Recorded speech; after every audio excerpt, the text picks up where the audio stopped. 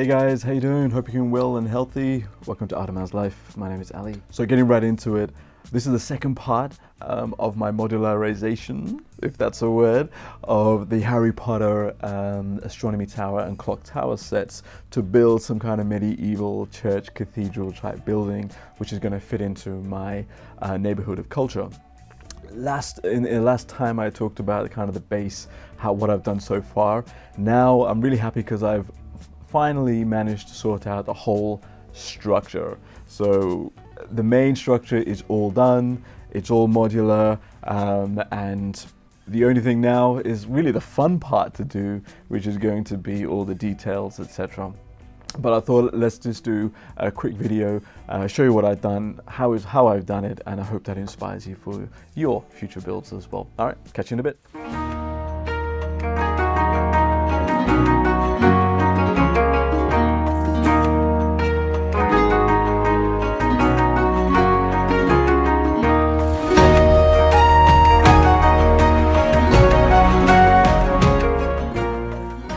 Okay, I have to admit right from the bat, this was really frustrating in some places to try and figure out how to construct it and to have that modularity kind of feature as well, but also kind of stay true to the general aesthetic that the original design had, because I didn't want to stray away too far away from it, because I think they're really great sets. But I managed to do it, and I think I managed to make it kind of plausible at the same time. So very quickly, just on the outside, I think the facade has very much stayed the same since what we saw last time. The difference now is we have a full back to it, and now the back entrance has been fully fitted in with the window and the back roof as well, and I think that looks really nice. I mean, it very much is a mirror image of exactly the original set. Obviously I didn't put the same clock in there. I've kept that open because I'm planning to have some kind of stained glass window technique that I'm planning to build in there. I think that really added a little bit of pop and color. And on the side, I've also done this side of the building, filled it up. I used that stained glass window that came with the set with the sticker. This is replicated from the front here, and the completed kind of this courtyard area as well. At the top, I've covered up the roof. There's a massive gap here, so that's been covered up in the same way, and also it's able to flap up. So if I did want to take it off, we can have a look inside. I'll pull it down later, but at least then we can start keep that kind of playability feature as well, which I think was quite. I think is really important, especially when you have kids, because they love to play with these buildings, and if you block it off, you know, you kind of diminish their fun and their involvement at the same time, right? And then lastly, I finished off the little greenhouse that you can see here. I didn't have enough space to have that kind of apex roof style, so I just kept it as a flat roof, and all I have to do, I can just take this off if I want, so I can get my human fingers in there as well. And then we circle back to the front. As I said, the challenge was to keep this modular, and I've done my best to have it in a modular style. So if we focus first on the tower side, this can easily just slip off here, and each one of these floors can also be separated. So if I just take the roof off, that can come through really nicely. I just love that design. That was really cool. I really wanted to keep that, and I really like that.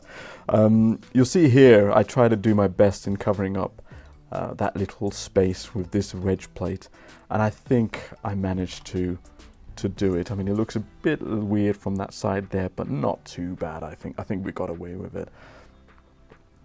And inside, we still have the space to play around with and put our fingers in there as well.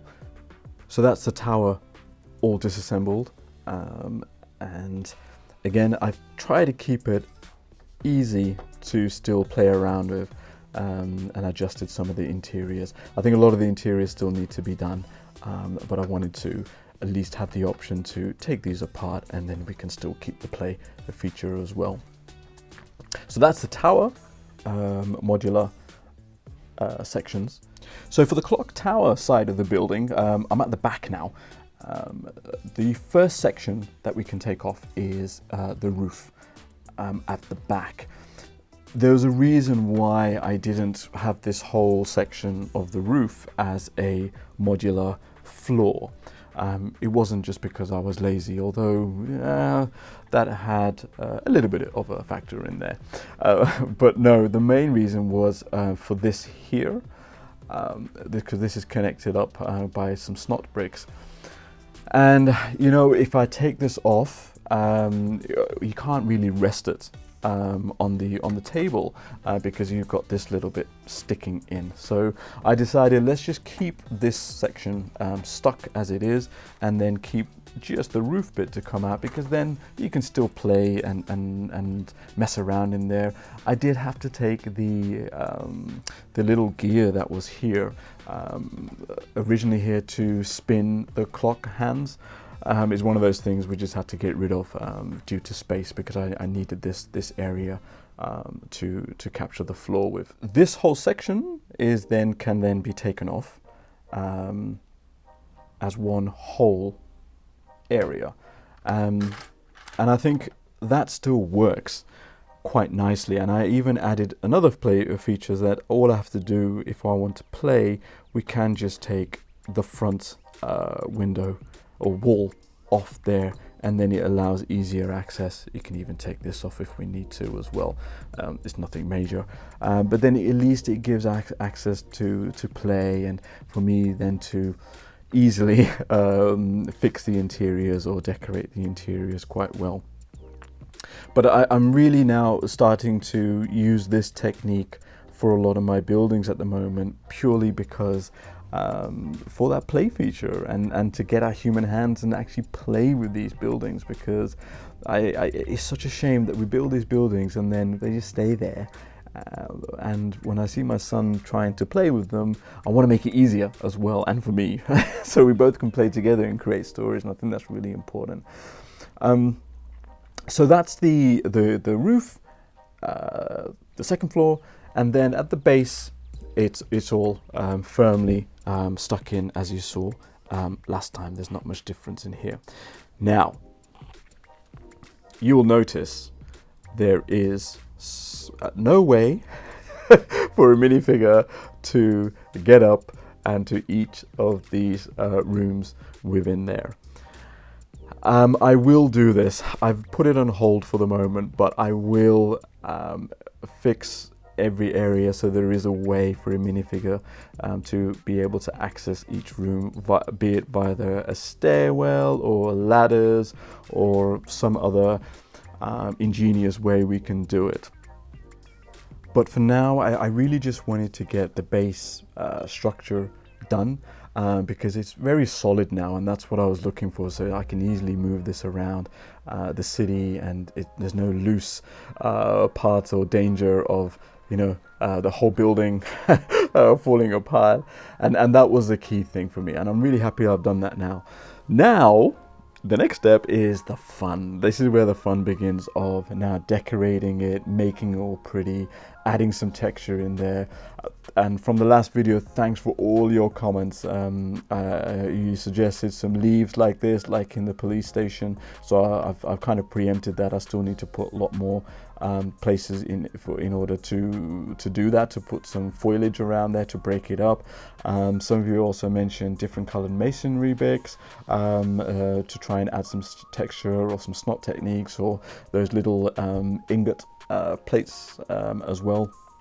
So now it's going to be great fun just to add those little details all the way through, on the floor, in the courtyard, and on the building as well.